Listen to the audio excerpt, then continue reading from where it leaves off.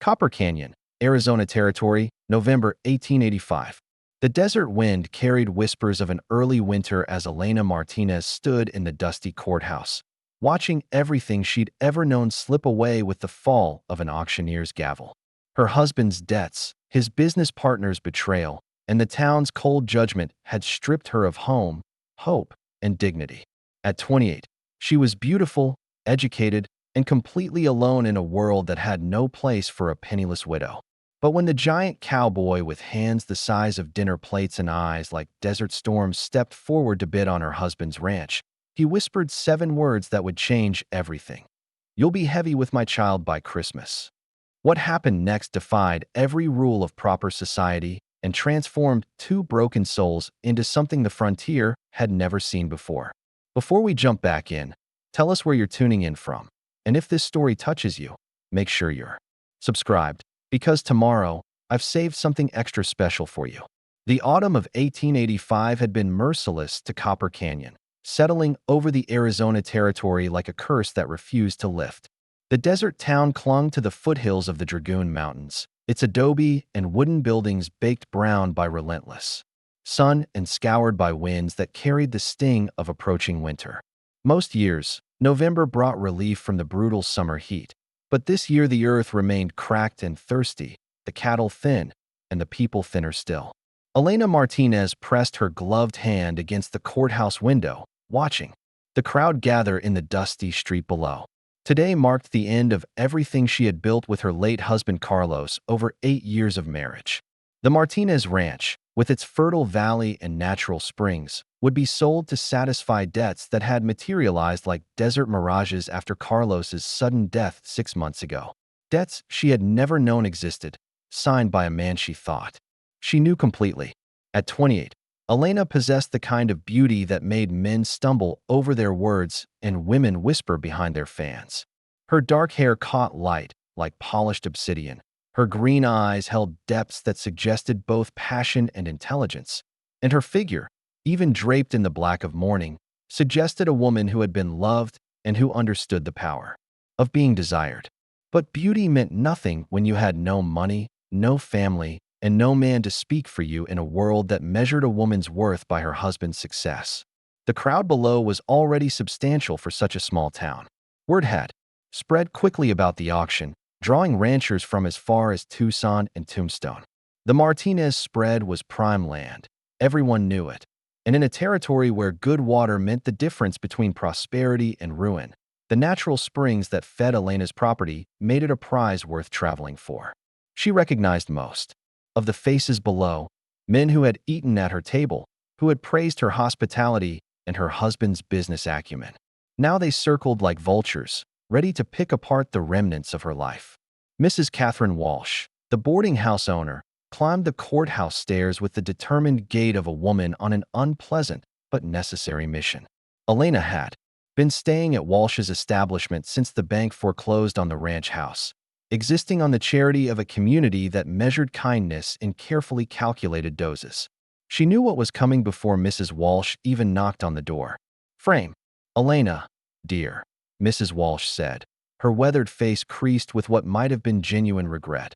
"We need to discuss your situation." The word hung in the air like smoke from a poorly tended fire. Elena's hand instinctively moved to the small leather purse that contained her entire worldly wealth, $14.37, plus her mother's pearl earrings and wedding ring. It wouldn't last another week. "I understand," Elena said quietly, not turning from the window. "You need my room for paying guests."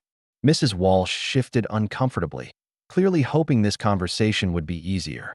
"It's not that I don't want to help, but the other ladies at church, they've been talking. They say it's not proper, a young woman like you, staying unchaperoned, with no prospects for remarriage.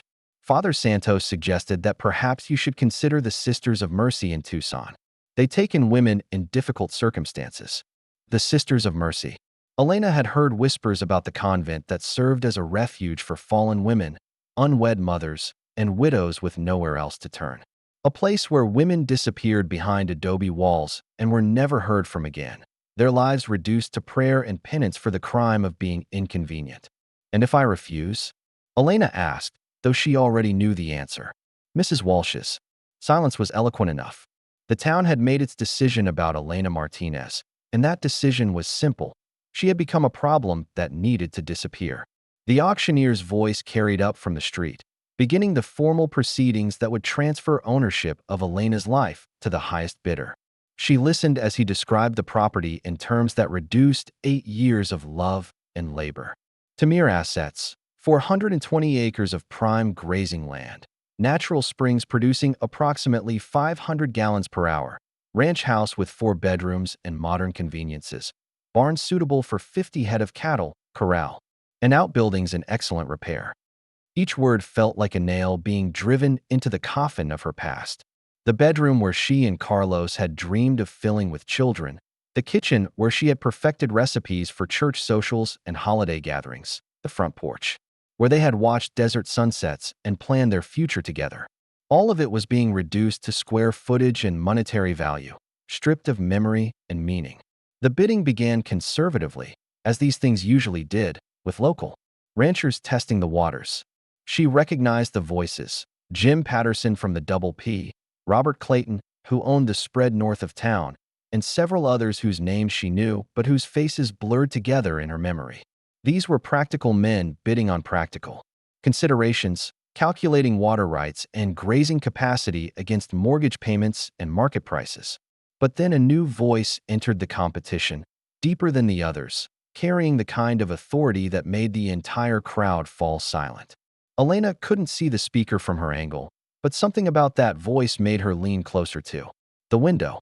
The auctioneer's excitement was obvious as the bidding jumped significantly, clearly moving beyond what most of the local ranchers could afford. "Do I hear 3,000? The auctioneer called, his voice cracking slightly with the magnitude of the sum. $3,000 was more money than most people in Copper Canyon would see in 5 years. 3,000 from the gentleman in the back.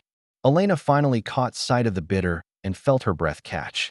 He stood at the edge of the crowd like a mountain among hills, easily 6.5 feet tall, with shoulders that strained the seams of his well-worn leather jacket. Preparing and narrating this story took us a lot of time, so if you are enjoying it, subscribe to our channel. It means a lot to us. Now back to the story. His hair was black as midnight, touched with silver at the temples despite his apparent youth, and his face bore the weathered handsomeness of a man who had spent his life under open skies. But it was his size that truly set him apart. Even from her position high above, she could see that his hands, resting casually on his gun belt, were enormous, and his presence seemed to create a zone of respectful distance around him. She had never seen him before, which was remarkable in a town where everyone knew everyone and strangers were immediately cataloged and discussed. Yet here he stood, casually bidding amounts that dwarfed the annual income of most families, as if $3,000 was pocket change. The other bidders had fallen silent, recognizing either the futility of competing or the wisdom of not crossing a man who clearly operated on a different level entirely. Going once, the auctioneer called, scanning the crowd hopefully for any brave soul willing to challenge the mysterious giant. Going twice, the pause stretched like a held breath. Sold to Samuel Harrison for $3,000. Samuel Harrison. The name meant nothing to Elena, but clearly it meant something to the crowd below.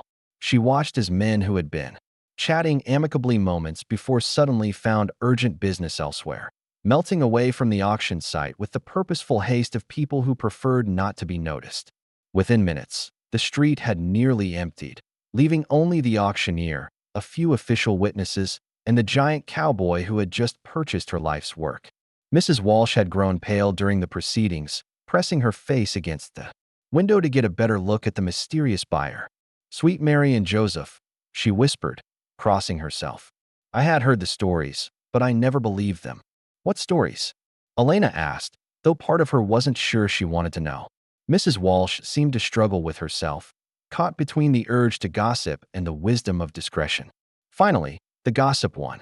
"Samuel Harrison," she said, her voice dropping to the hushed tones reserved for ghost stories and family scandals. "They call him the Giant of Sunrise Ridge. He owns a spread up in the high country, bigger than any 3 ranches combined. Some say he made his money in the California gold fields.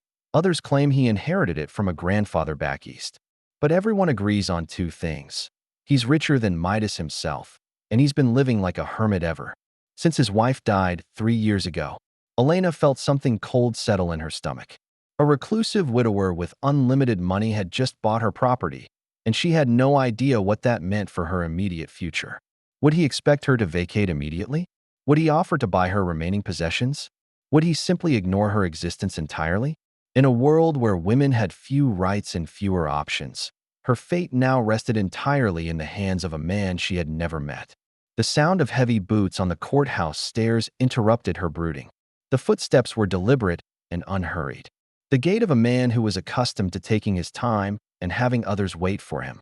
Elena smoothed her black dress and checked her appearance in the small mirror that hung near the window. Whatever was about to happen, she would face it with dignity.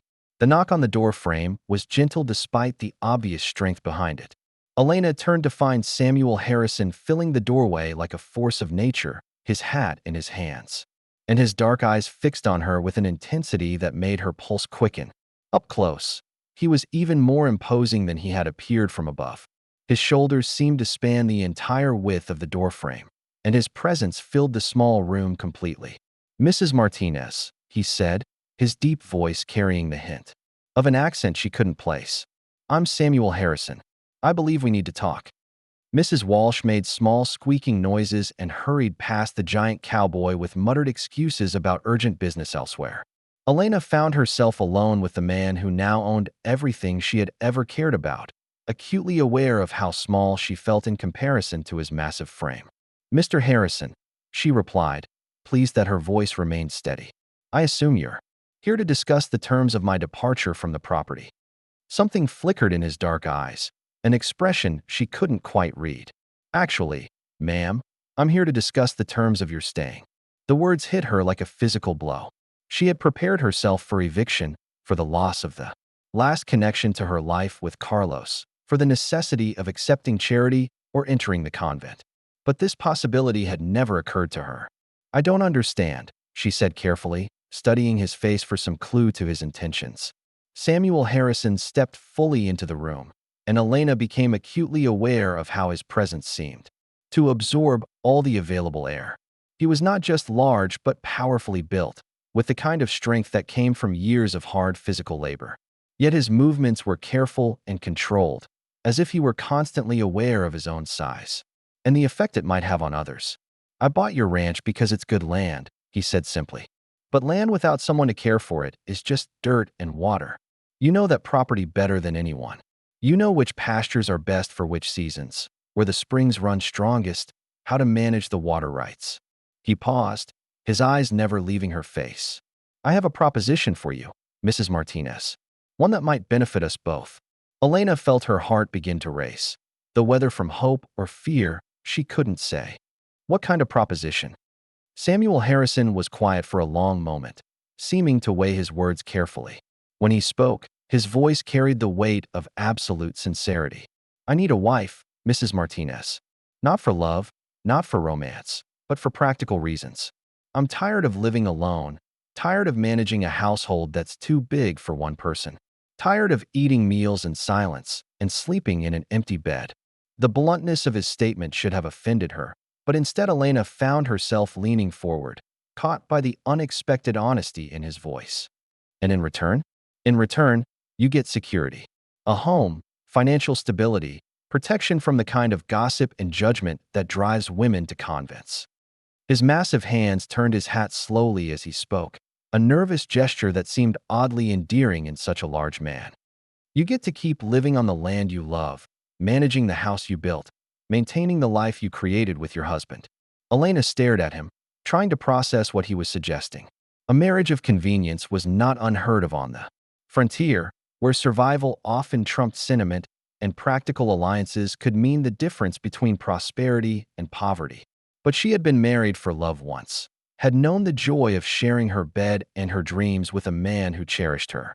Could she settle for an arrangement based on mutual need rather than mutual affection? "You said you needed a wife for practical reasons," she said slowly. "But surely there are other women, younger women, who would be suitable for such an arrangement." Samuel's laugh was low and rumbling, the sound of a man who had learned to find humor in life's ironies. Mrs. Martinez, I'm 6 feet 7 inches tall and weigh nearly 300 pounds. I have scars from knife fights and bullet wounds. I've killed men who tried to steal from me, and I've spent most of my adult life in places where the only law was what a man could enforce with his gun and his fists. He paused, his dark eyes growing distant. Most women take one look at me and see either a monster or a meal ticket. They don't see a man who reads books by lamplight, who can quote Shakespeare and solve mathematical equations, who plays chess and writes letters to his sister back in Virginia. Elena felt something shift inside her chest, a recognition of the loneliness that lay beneath his practical words. She had seen that look before, in her own mirror during the long months since Carlos's death. The expression of someone who had learned to live with solitude, but who had never stopped hoping for connection. "And you think I would see something different?" she asked softly. Samuel Harrison's eyes met hers directly, and she saw vulnerability there that seemed at odds with his imposing physical presence. "I think you understand what it means to be judged by circumstances beyond your control. I think you know the difference between being alone and being lonely. And I think you're practical enough to recognize a good deal when you hear one." Elena walked to the window again, looking down at the street where her life had been auctioned away to the highest bidder. The afternoon sun was beginning to slant low across the desert, painting the adobe buildings in shades of gold and amber. This was her world, the only home she had ever known, and she was being offered a chance to remain part of it. "What exactly are you proposing, Mr. Harrison?" she asked without turning around. "A marriage in name only? Separate bedrooms, separate lives under the same roof?" The silence behind her stretched long enough that she finally turned to face him. Samuel Harrison was watching her with an expression that was both hopeful and resigned, as if he were prepared for rejection, but still daring to hope for acceptance. "I'm proposing whatever kind of marriage you're comfortable with," he said finally. "If you want separate bedrooms, we'll have separate bedrooms. If you want a marriage that exists only on paper, that's what we'll have." He paused, and something in his voice changed, becoming deeper and more intimate. "But I won't lie to you, Mrs. Martinez. I'm a man with a man's needs and desires. If you ever decided you wanted more than a business arrangement, I wouldn't refuse you." The words hung in the air between them, charged with possibilities that Elena wasn't ready to examine too closely. She thought about the alternative, the convent in Tucson, a life of prayer and penance among women who had given up on earthly happiness. She thought about the whispers that would follow her if she tried to make her way alone in a world that had no place for independent women. And she thought about the surprising gentleness she had glimpsed beneath Samuel Harrison's intimidating exterior. "How much time do I have to decide?" she asked. "The paperwork for the ranch transfer won't be complete until tomorrow morning," Samuel replied. "But Mrs. Martinez, I should warn you about something. The town is already talking about you staying here alone, and Father Santos has been making noises about moral propriety. If you decide to accept my proposal, we should marry quickly. Tonight, if possible." Elena felt her pulse quicken. "Tonight? But that's impossible. The banns haven't been read. There are no preparations." "Father Santos owes me a considerable favor," Samuel said with a slight smile that transformed his weathered face completely. "And in the eyes of God and the law, all that's required are 2 willing participants and a man of the cloth to speak the words. Everything else is just ceremony." The enormity of what he was suggesting hit her like a desert wind.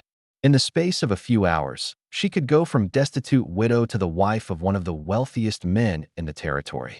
She could reclaim her home, her independence, her place in the community. All she had to do was marry a man she had met 20 minutes ago. But as she looked into Samuel Harrison's dark eyes, Elena realized that the prospect didn't terrify her as much as it should have. There was something solid and trustworthy about him, something that spoke of a man who kept his word and protected what was his. And if she was honest with herself, the idea of sharing her life with someone again, even in a limited capacity, held an appeal that had nothing to do with practical considerations. "If I agree," she said slowly, "what would be expected of me?" "Nothing more than you're willing to give," Samuel replied. "Manage the household if you want to, or I can hire someone else to do it. Cook if you enjoy it, or Rosa Delgado can handle that too. Be my companion at social functions if you're comfortable with it, or stay home if you prefer." He stepped closer, and Elena caught the scent of leather and sage and something indefinably masculine that made her awareness of him sharpen. "The only thing I ask is honesty, Mrs. Martinez. If you're unhappy, tell me. If you want something changed, say so. If you decide this arrangement isn't working for you, we can discuss alternatives." Elena found herself studying his face, noting the laugh lines around his eyes and the scar that traced a thin line along his left temple. This was a man who had lived a full life, who had experienced both joy and sorrow, who understood that relationships required compromise and communication. "And children?" she heard herself ask, then felt heat rise in her cheeks at her own boldness. Samuel's expression grew serious, and she saw something that might have been old pain flicker across his features. "If God blesses us with children, they would be welcomed and cherished," he said quietly. "But I won't pressure you for something you're not ready to give." The church bells began to ring, marking the approach of evening. Elena realized that she was standing at a crossroads that would determine the entire course of her future. Behind her lay the safe path of convention, the convent, a life of quiet resignation, the gradual fading of dreams and desires into memory. Ahead lay uncertainty, but also possibility. "Mr. Harrison," she said, surprised by the steadiness of her own voice, "I believe I would like to discuss your proposal in more detail." His smile was like sunrise breaking over the desert, transforming his entire face and revealing the man he might have been in a different life, under different circumstances.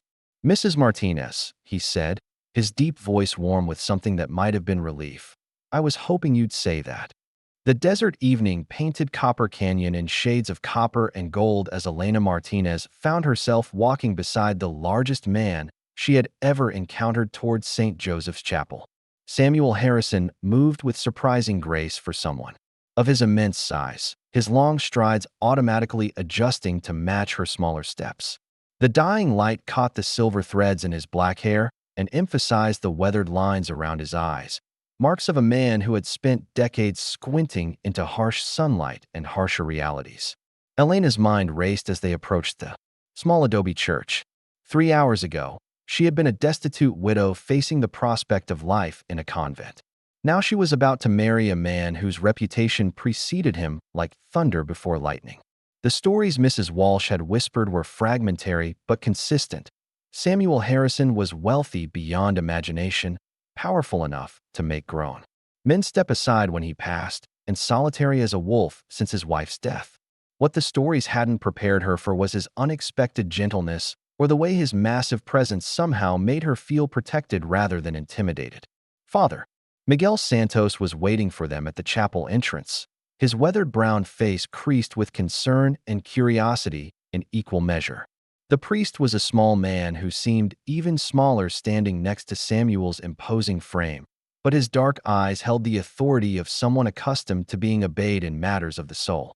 Elena had known Father Santos since childhood, had confessed her sins, and sought his guidance through the difficult months following Carlos's death. Now she was about to ask him to perform a ceremony that would bind her to a virtual stranger. "Elena, my child," Father Santos said, his accent carrying the musical cadences of his native Mexico, "are you certain about this decision? Marriage is a sacred sacrament, not a business transaction to be entered into lightly." Samuel stepped forward before Elena could respond, his voice carrying quiet respect but unmistakable determination. "Father, I understand your concerns about the circumstances, but I give you my word that Mrs. Martinez will be treated with honor and respect. This may not be a conventional courtship, but it is a sincere commitment." The priest studied Samuel's face with the penetrating gaze of a man who had spent decades reading souls. Whatever he saw there seemed to satisfy him, because his expression softened slightly. "Very well, but I insist on speaking with each of you privately before we proceed. This is not simply a legal contract, but a sacred bond that will endure beyond this earthly life." Elena found herself alone with Father Santos in the small vestry that smelled of incense and old wood. The priest's kind eyes searched her face as he spoke in the gentle tones he reserved for the confessional. "Elena, tell me truthfully, are you entering this marriage of your own free will, or do you feel pressured by your circumstances?" She considered the question carefully, understanding that her answer would determine whether the ceremony proceeded. "Father, I won't pretend this is a love match. But neither am I being coerced. Mr. Harrison has offered me a choice when I thought I had none. He's promised me respect, security, and the freedom to remain in the only home I've ever known. That seems like a foundation solid enough to build a life upon." Father Santos nodded slowly, his expression thoughtful. "And what of the physical aspects of marriage? Have you discussed what will be expected of you?" Elena felt heat rise in her cheeks, but forced herself to meet the priest's gaze directly. "He has assured me that nothing will be required that I am not willing to give. Our marriage will be whatever we choose to make it." The priest was quiet for a long moment, clearly weighing the spiritual implications of such an arrangement. Finally, he spoke with the careful precision of someone choosing his words deliberately. "Elena, marriage is meant to be a partnership of souls as well as bodies.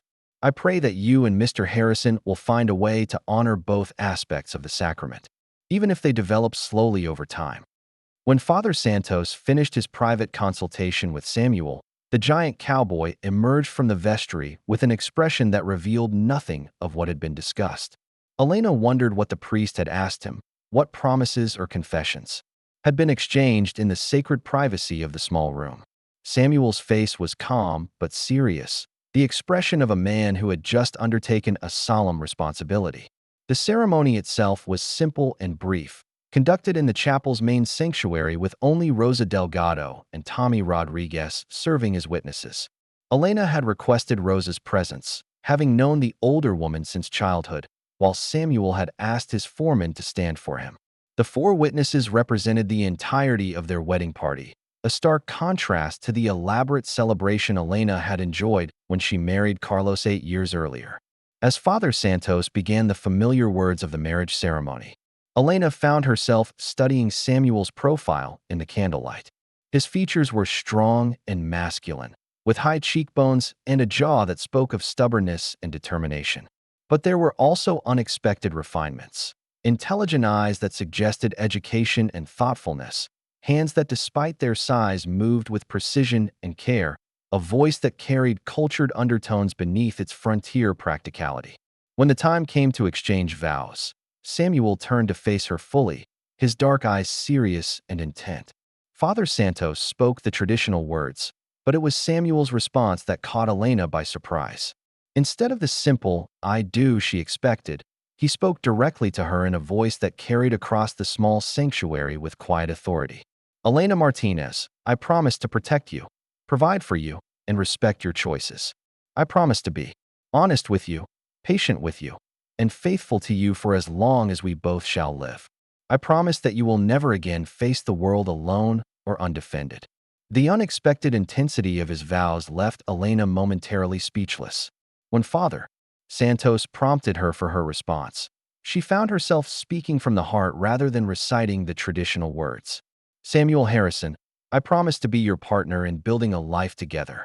I promise to be honest with you, supportive of you, and faithful to you. I promise to make our house a home and to face whatever comes with courage and grace." The ring Samuel placed on her finger was a simple gold band that fit perfectly, as if it had been made specifically for her hand.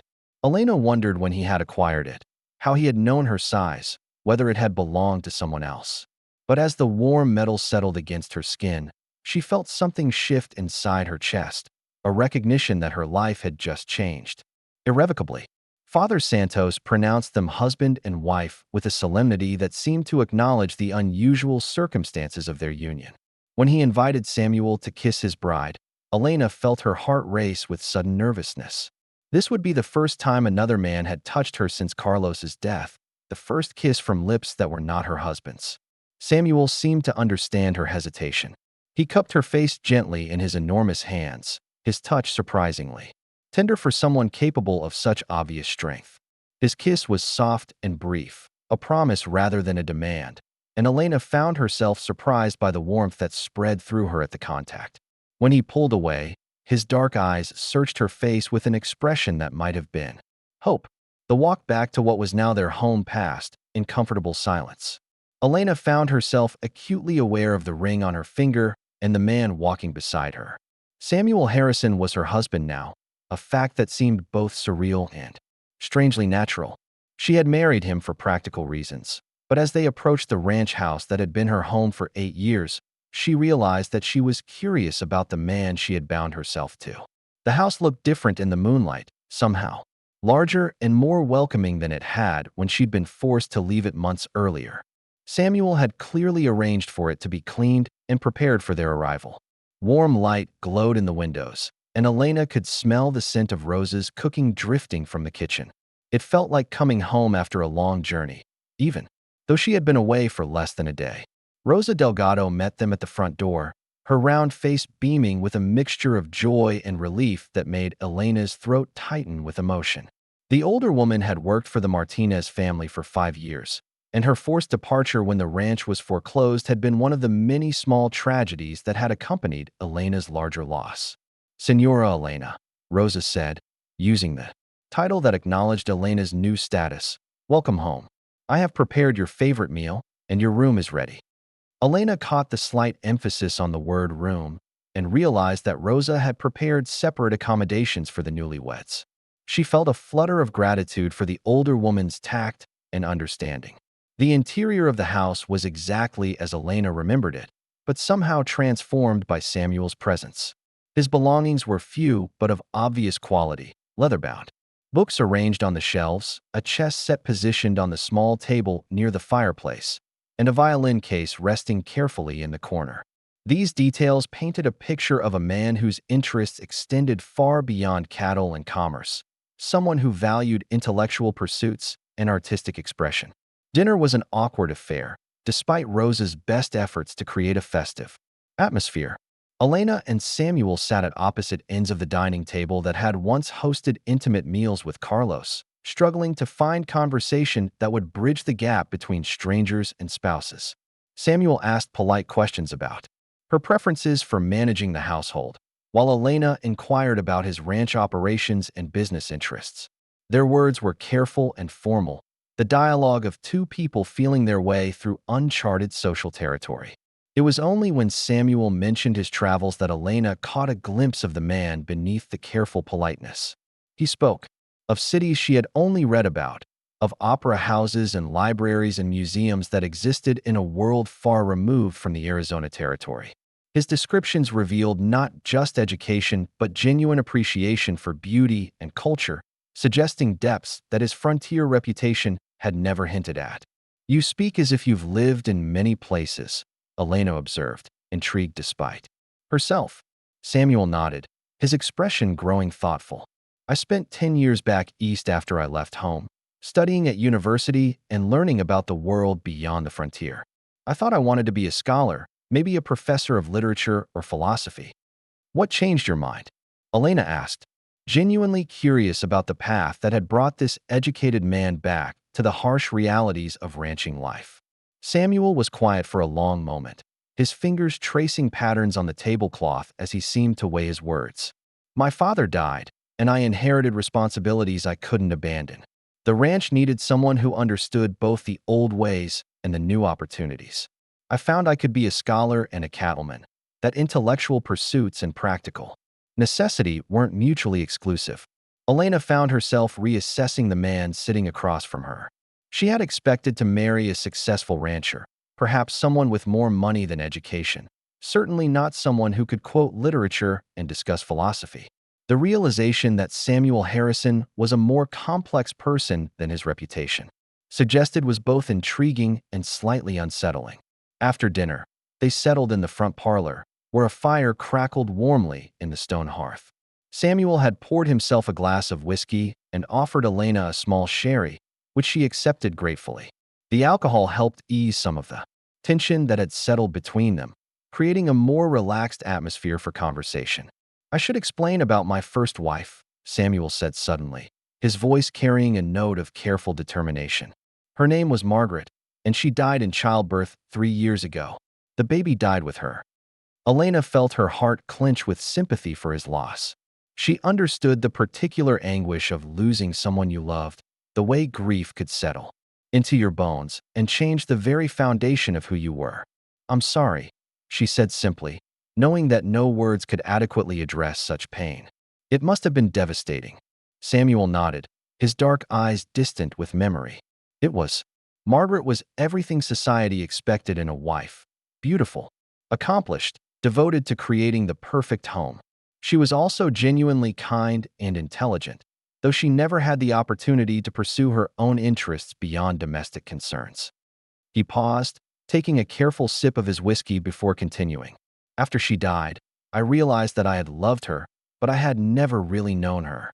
We had the kind of marriage that looked perfect from the outside, but never achieved true intimacy. I don't want to make that mistake again.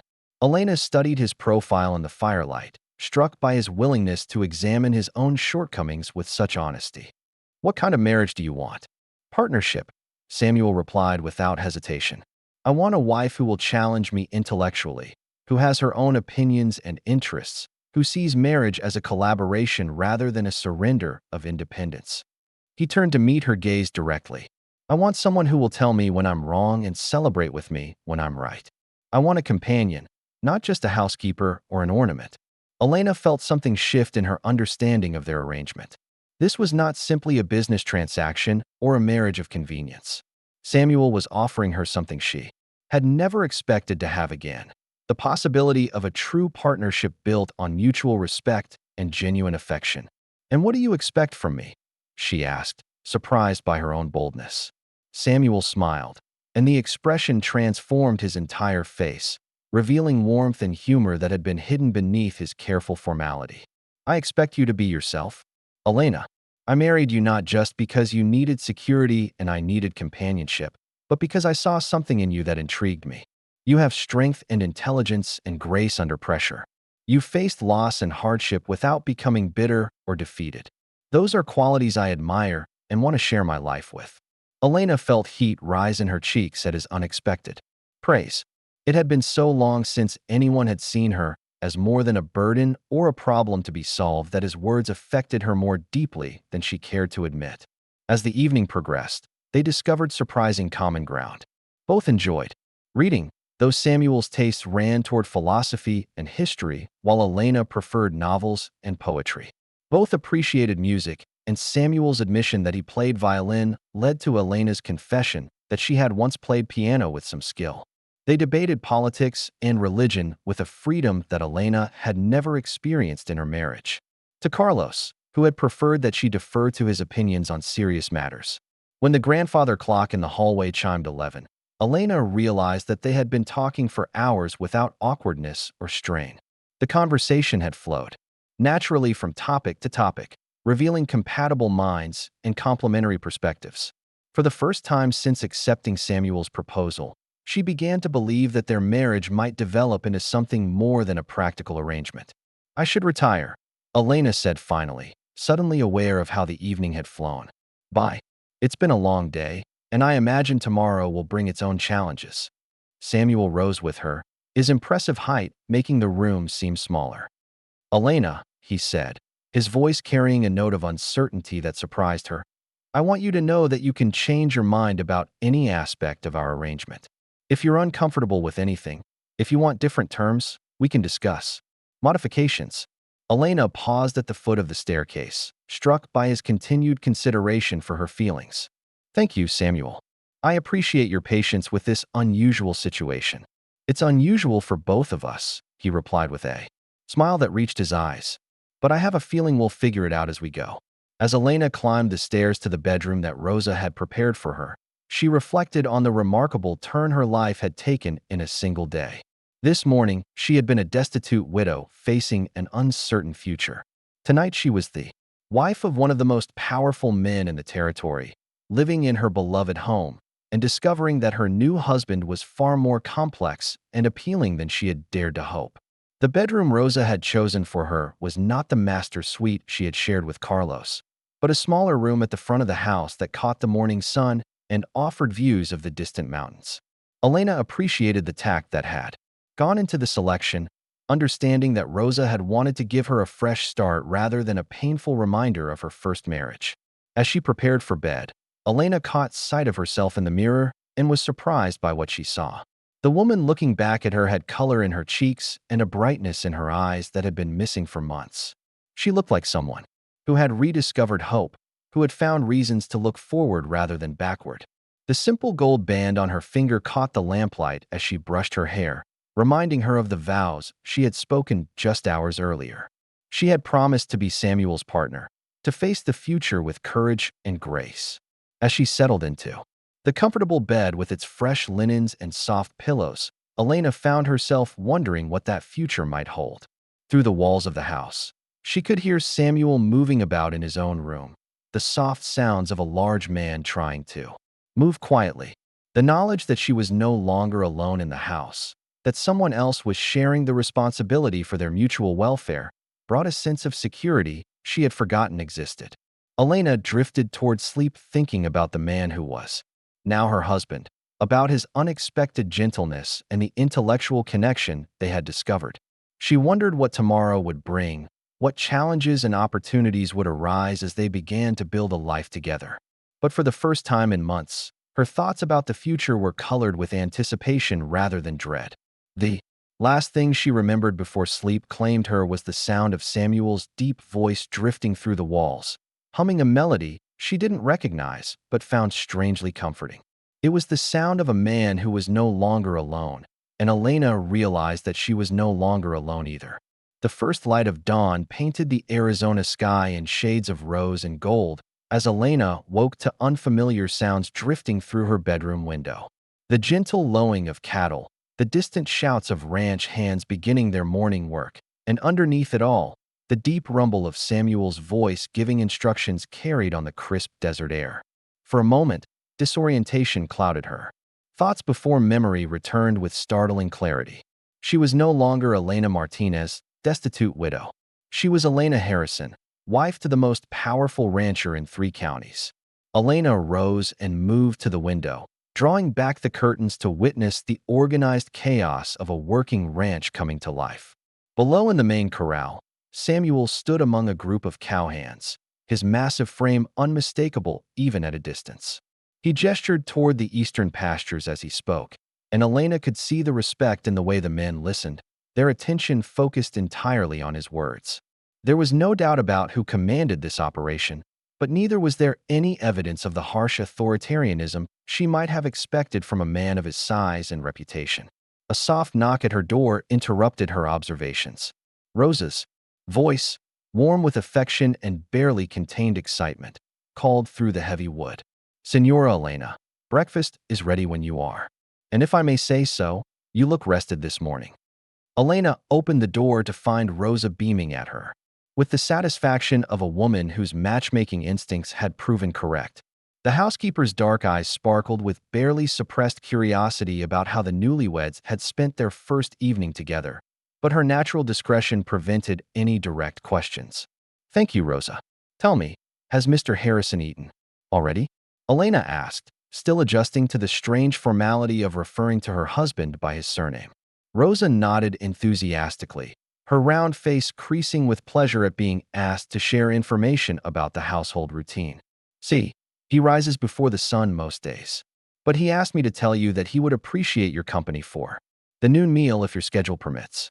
He said there are matters concerning the ranch that would benefit from your input." Elena felt a flutter of surprise and pleasure at Samuel's request for her opinion on ranch business. Carlos had never consulted her about such matters, considering them entirely within the masculine sphere of responsibility.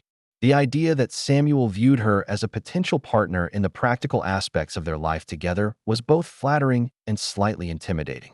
After a breakfast of fresh eggs and Rosa's incomparable biscuits, Elena found herself with several hours to reacquaint herself with the home she had been forced to abandon. Walking through the familiar rooms felt like greeting old friends after a long separation. Everything was exactly as she remembered, yet somehow transformed by the knowledge that she now belonged here again, that no one could force her to leave. The master bedroom, which had been hers and Carlos's sanctuary, stood empty and clearly unused. Elena peered through the doorway, noting that Samuel had made no attempt to claim the largest and most comfortable room in the house. She wondered if this was consideration for her feelings or reluctance on his part to occupy a space so clearly marked by another man's presence. Either way, his sensitivity to the emotional complexities of their situation impressed her. Elena spent the morning reacquainting herself with the household accounts, a task that had always fallen to her during her first marriage. The ledgers Samuel had been maintaining were models of precision and organization, revealing the scope of his business operations with startling clarity. The Sunrise Ridge Ranch was indeed vast, encompassing not just cattle but mining interests, timber rights, and investments in railroad development.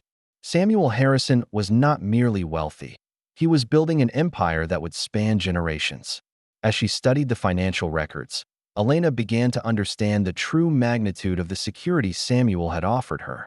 Even if their marriage failed, even if circumstances forced them apart, her position as his legal wife entitled her to a portion of wealth that would ensure her independence for the rest of her life. The knowledge was both comforting and overwhelming, carrying with it the weight of responsibility she had never before experienced. When the noon hour approached, Elena made her way to the main dining room, where she found Samuel waiting with an array of maps and documents spread across the polished mahogany table. He had changed from his morning work clothes into a clean white shirt and dark trousers that emphasized his impressive build while maintaining an air of professional respectability. His hair, still damp from washing, caught the light streaming through the tall windows, and Elena found herself noticing details about his appearance that had escaped her attention during the emotional intensity of the previous evening. "Elena," Samuel said, rising as she entered the room. "Thank you for joining me. I hope you don't mind conducting business over our meal, but I wanted your perspective on several matters that affect the property." Elena took her seat, intrigued by the maps that covered nearly every inch of the table's surface. She recognized her former ranch boundaries outlined in red ink, but the surrounding areas were marked with notations and symbols that suggested complex planning and development strategies. "I should explain my intentions for this property," Samuel began, pouring wine for both of them as Rosa appeared with platters of roasted beef and fresh vegetables. "I didn't purchase your ranch simply to expand my grazing land. I bought it because it represents a crucial piece of a larger vision." He indicated a series of blue lines that Elena realized represented water sources, connecting her natural springs to a network of streams and wells that extended far beyond the immediate area. "Water rights will determine the future of this territory. The rancher who controls the water supply controls everything else. Your springs are the key to a system that could irrigate thousands of acres and support a population 10 times what exists here now." Elena studied the maps with growing excitement, beginning to understand the scope of Samuel's ambitions. "You're planning to build a town," she said, tracing the proposed boundaries with her finger. "Not just expand the existing settlement, but create something entirely new." Samuel's smile was warm with approval at her quick comprehension. "Exactly. Copper Canyon will remain what it is, a small frontier community serving local needs. But here," he indicated an area several miles to the west, "we could build something unprecedented. A town with proper streets and substantial buildings, schools and churches and businesses that would attract families from all over the territory." Elena felt her pulse quicken as she grasped the implications of his plan. "And the existing property owners would benefit enormously if they chose to participate," Samuel replied. "Or they could sell their land for far more than its current value if they preferred to relocate. But the success of the entire venture depends on having people involved, who understand the land, who have established relationships with the community, who can bridge the gap between what exists now and what could exist in the future." Elena understood that she was being offered more than marriage or security. Samuel was inviting her to become his partner in reshaping the future of their entire region. The prospect was exhilarating and terrifying in equal measure, requiring her to envision herself in a role far beyond anything she had previously imagined. "What would my part be in this grand design?" she asked, surprised by the steadiness of her own voice. Samuel leaned forward, his dark eyes intense with the passion of a man sharing his deepest ambitions. "You know every family within 50 miles, understand their needs and concerns, have their trust and respect.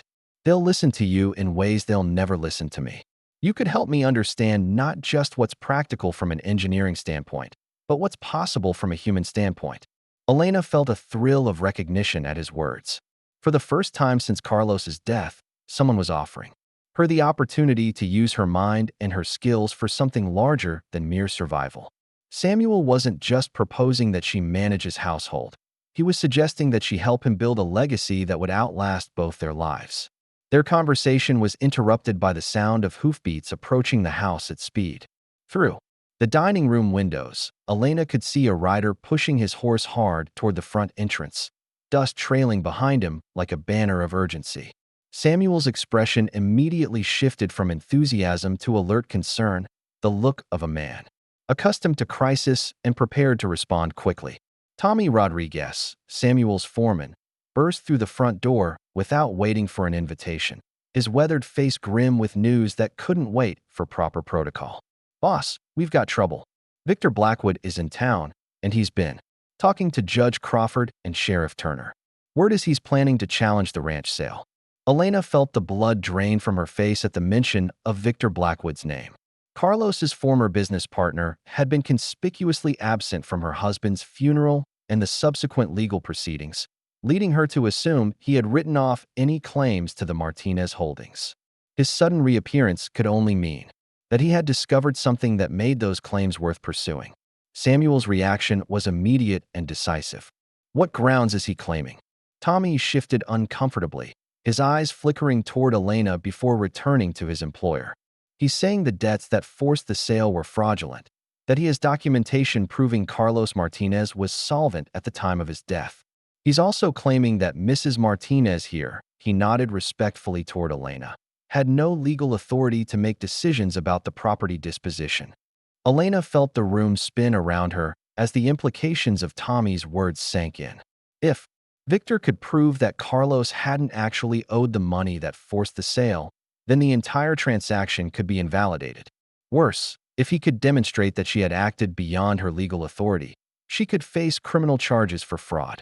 "That's impossible," she said, her voice weaker than she intended.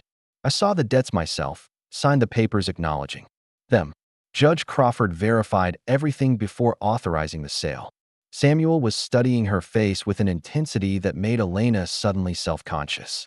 She realized that her new husband was trying to determine whether she had been deceived along with everyone else or whether she had been complicit in some elaborate deception. The knowledge that he might doubt her integrity was almost as painful as the threat itself. "Tommy, I want you to ride back to town and find out everything you can about Blackwood's claims," Samuel instructed, his voice carrying the authority of a man accustomed to commanding in crisis situations. "Talk to whoever will speak with you, but be discreet. We need to understand exactly what we're dealing with before we respond." After Tommy departed on his intelligence-gathering mission, Samuel turned his full attention to Elena, his dark eyes serious but not accusatory. "Tell me everything you know about Victor Blackwood and his relationship with your late husband." Elena took a shaky breath, trying to organize her thoughts coherently despite the fear that threatened to overwhelm her rational thinking. Victor and Carlos were partners in a freight and supply business that served the mining camps. They had been friends since childhood, and Carlos trusted him completely. Too completely, it seems. She paused, remembering painful conversations with Carlos during his final illness, discussions she had dismissed at the time as the fevered imaginings of a man facing his own mortality. Toward the end, Carlos began expressing doubts about some of Victor's business decisions. He mentioned discrepancies in the books, shipments that didn't match the invoices, payments to companies he'd never heard of. "But he was so sick and I thought." "You thought he was imagining things," Samuel finished gently, his tone free of judgment. Elena nodded, grateful for his understanding but ashamed of her own naivety. After Carlos died, Victor handled all the business affairs. He said it was too complicated for me to understand, that he would manage everything until the estate could be settled. Then the creditors started appearing with demands for payment, and Victor said the business had been operating at a loss for months. Samuel was quiet for a long moment, his fingers drumming thoughtfully against the polished table. When he spoke, his voice carried the cold precision of a man who had dealt with deception before and knew how to respond to it. "It sounds like Blackwood used your husband's illness and death as an opportunity to steal from the business and blame the losses on bad management.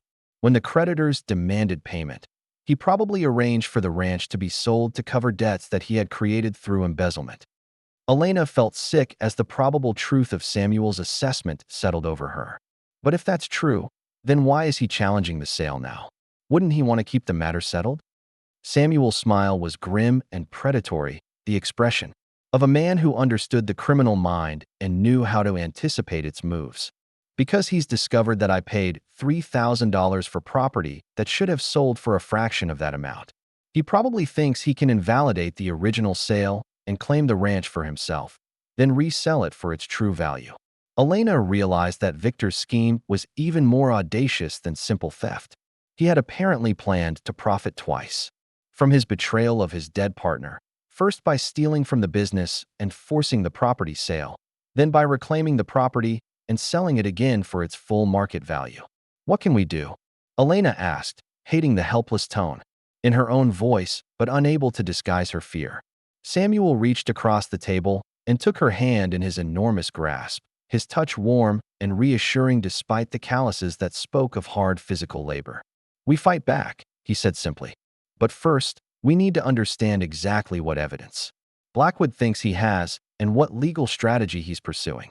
Knowledge is power in situations like this, and I intend to have more of both than he does. Elena felt some of her panic recede at Samuel's confident tone. This was clearly not the first time he had faced attempts to steal what belonged to him, and his calm reaction suggested he knew how to protect his interests effectively. There's something else you should know, Samuel continued, his grip on her hand tightening slightly. If Blackwood succeeds in invalidating the ranch sale, our marriage could be called into question as well. He might claim that we conspired to defraud the legitimate creditors through a fraudulent wedding designed to protect assets. Elena felt the bottom drop out of her stomach as she grasped the full scope of the threat they faced. Not only could she lose the security Samuel had offered her, but she could find herself facing criminal charges that would destroy any possibility of rebuilding her life. I won't let that happen, Samuel said, his voice carrying absolute conviction. You're my wife now, Elena, and I protect what's mine. Blackwood may think he's clever, but he's about to discover what happens when someone tries to steal from Samuel Harrison. Elena looked into her husband's dark eyes and saw something there that made her believe his promise. Samuel Harrison had not built his empire by allowing others to take what belonged to him, and she was beginning to understand that his reputation for ruthlessness might be more than mere frontier legend. As they sat together in the dining room that had witnessed her happiness and despair, Elena realized that her marriage had become more than a business arrangement or a refuge from poverty. She and Samuel were now partners in a battle that would determine not just their future together, but their individual survival in a world where weakness invited destruction. The afternoon sun slanted through the tall windows, casting long shadows across the maps and documents that represented Samuel's vision for their shared future. Elena understood that those dreams now hung in the balance, threatened by a man whose greed had already destroyed one family and who apparently felt no remorse about destroying another. But as she sat beside her formidable husband, Elena felt something she hadn't experienced since Carlos's death, the confidence that comes from knowing you're not facing the world alone. Samuel Harrison might be many things, but he was clearly a man who finished what he started and protected those who belonged to him. The real battle for their future was about to begin, and Elena found herself looking forward to discovering just how formidable an enemy Victor Blackwood had chosen to make. The confrontation came 3 days later, on a morning when the desert wind carried the scent of rain that never materialized and the promise of storms that would change everything. Victor Blackwood arrived at the Harrison Ranch like a plague of locusts, accompanied by Judge Crawford, Sheriff Turner, and 2 men Elena didn't recognize, but whose expensive suits and calculating eyes marked them as lawyers from the territorial capital. The entourage approached the main house with the deliberate ceremony of officials conducting important business, their horses kicking up dust clouds that seemed to announce their intention to disturb the peace Samuel and Elena had been building together. Elena watched from the front parlor window as Samuel emerged from the main barn to meet the approaching riders. Even at a distance, his imposing presence was unmistakable, his massive frame moving with the fluid grace of a man completely comfortable in his own skin. He showed no sign of surprise or concern at the arrival of what was clearly an official delegation, his posture relaxed but alert, like a predator assessing potential threats without revealing his own intentions. Victor Blackwood dismounted first, his movements sharp and precise despite the obvious nervousness that made his gestures slightly too quick and his smile slightly too bright.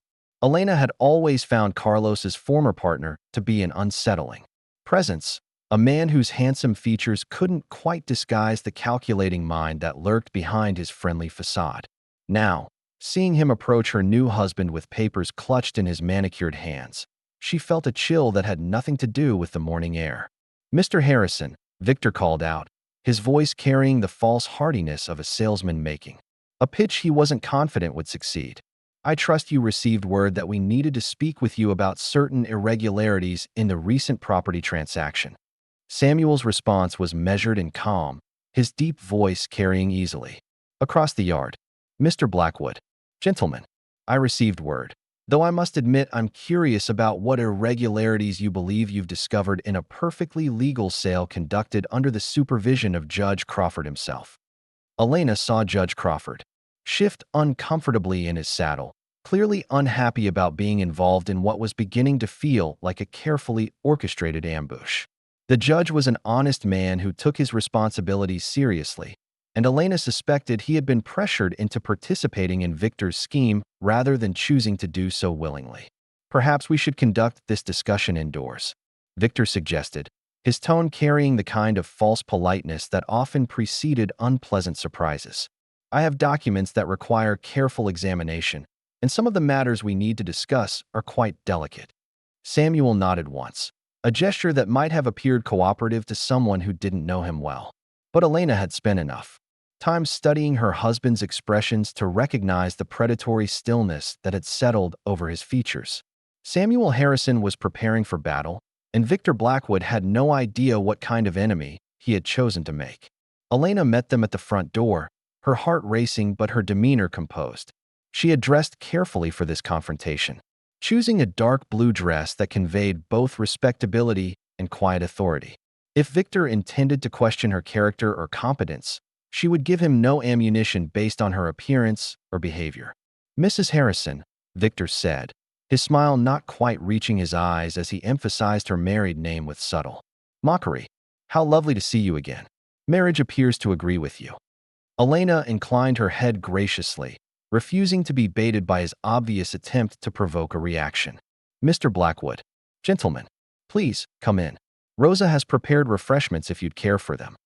The formal civilities of frontier hospitality provided a brief buffer against the tension that filled the room as the delegation settled themselves. In the main parlor, Elena took her place beside Samuel on the leather sofa that faced their guests, acutely aware of how her husband's massive presence seemed to dominate the space even when he was sitting still. Victor wasted no time on further pleasantries, producing a leather portfolio that he opened with theatrical flourish. "Mr. Harrison, Mrs. Harrison, I'm afraid I've discovered some very troubling information about the circumstances surrounding the recent sale of the Martinez Ranch." He withdrew a stack of documents, spreading them across the coffee table with the satisfaction of a man playing what he believed to be a winning hand. "These are the original partnership agreements between myself and the late Carlos Martinez, along with financial records that tell a very different story than the one presented to justify the foreclosure and sale." Elena felt her stomach clench as she recognized some of the papers, documents she had seen Carlos reviewing during his final illness. But there were others she had never seen before, papers that bore official seals and signatures she couldn't verify. "According to these records," Victor continued, his voice gaining confidence as he warmed to his presentation, "the Martinez freight business was not only solvent at the time of Carlos's death, but was actually showing a substantial profit. The debts that supposedly forced the property sale appear to have been fabricated." Judge Crawford leaned forward to examine the documents more closely, his weathered face creased with concentration and growing concern. "Mr. Blackwood, these records appear to contradict the financial statements that were presented to my court during the probate proceedings." "Exactly," Victor replied with satisfaction, "which suggests that someone deliberately misrepresented the estate's financial condition in order to force an unnecessary sale. The question is whether that someone was acting from ignorance or malice." Elena felt Samuel's hand close over hers, his touch warm and reassuring despite the cold implications of Victor's words. She understood that she was being accused of either incompetence or fraud, and that Victor was positioning himself as the innocent party who had discovered the deception. These are serious allegations, Sheriff Turner said uncomfortably, his loyalty to the community clearly at war with his obligation to investigate potential crimes. If the sale was based on fraudulent information, we could be looking at criminal charges. Samuel spoke for the first time since the presentations began, his voice carrying the kind of quiet authority that made everyone in the room focus their attention entirely on his words. Mr. Blackwood, these documents are very interesting, particularly this one. He reached across the table and selected a paper that Elena recognized as a financial statement, supposedly showing the freight business's profitability. This document purports to show a payment received from the Territorial Mining Consortium in the amount of $5,000, dated just 2 weeks before Carlos Martinez's death. Victor nodded eagerly, clearly pleased that Samuel was focusing on what he considered his strongest evidence. Exactly. A substantial payment that completely contradicts the claims of insolvency.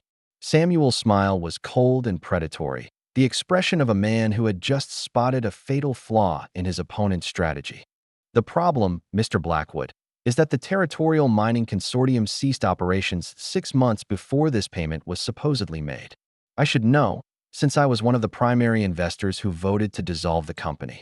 The silence that followed Samuel's words was absolute and devastating. Elena watched as the color drained from Victor's face while Judge Crawford and Sheriff Turner exchanged looks of grim understanding. The document that Victor had presented as proof of the freight business's solvency was itself a forgery, and a clumsy one at that.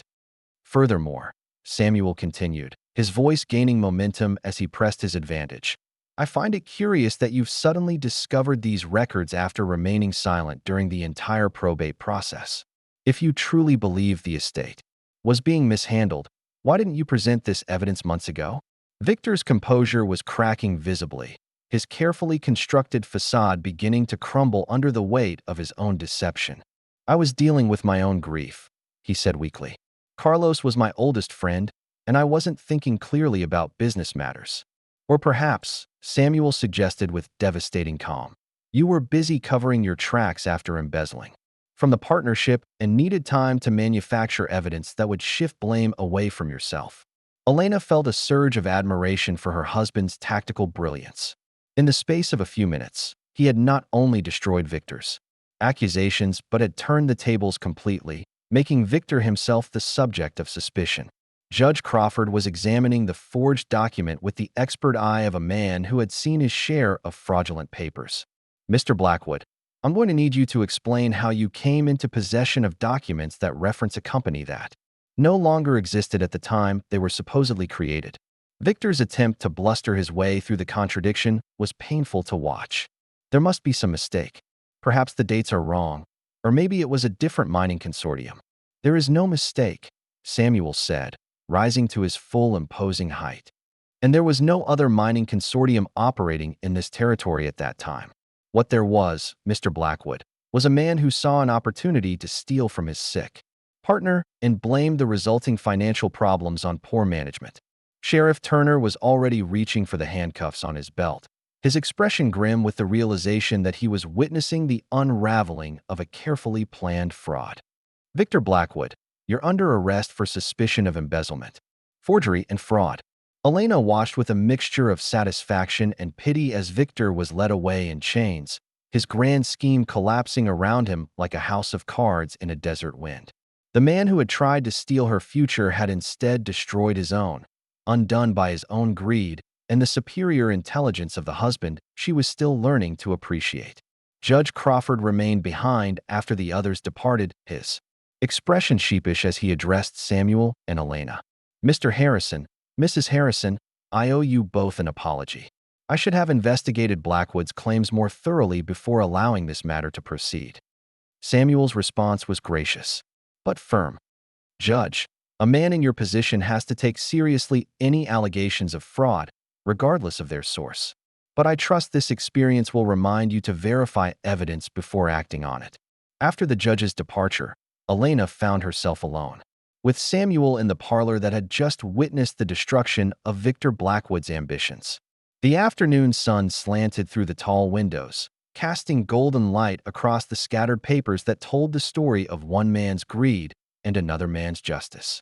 How did you know? Elena asked, still amazed by Samuel's quick identification of the forged document. How did you spot the fraud so quickly? Samuel's smile was warm with affection and respect.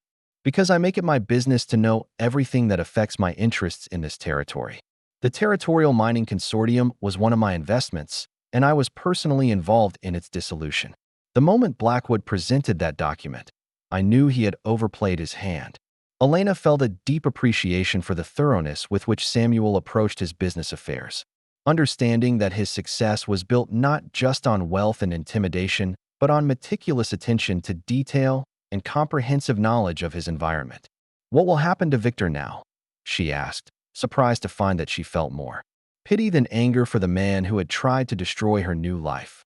He'll face trial for his crimes, and if convicted, he'll spend years in territorial prison, Samuel replied matter-of-factly. But more importantly for us, his attempted fraud has actually strengthened our legal position. The court now has clear evidence that the original sale was legitimate and that any debts against the Martinez estate were the result of Blackwood's embezzlement rather than your husband's poor management. Elena realized that Victor's scheme had backfired completely, not only failing to reclaim the property, but actually providing legal validation for everything Samuel had done. The irony was almost poetic in its completeness.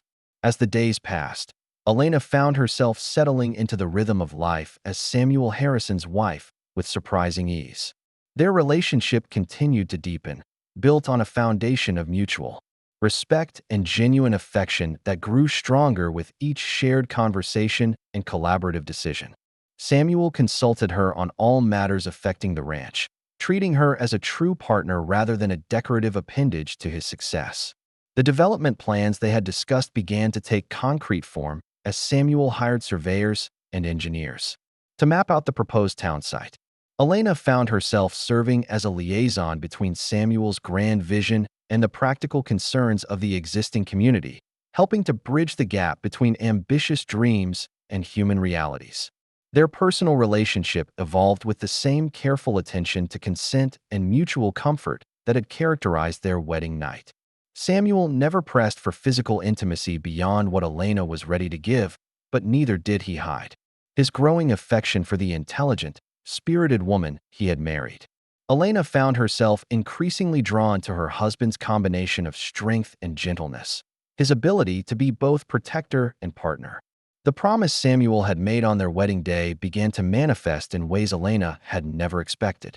By Christmas, she was indeed carrying his child, her body beginning to show the first subtle signs of the new life growing within her. The realization filled her with a joy she hadn't experienced since the early days of her marriage to Carlos. The happiness that comes from knowing you are loved and protected and valued for who you truly are.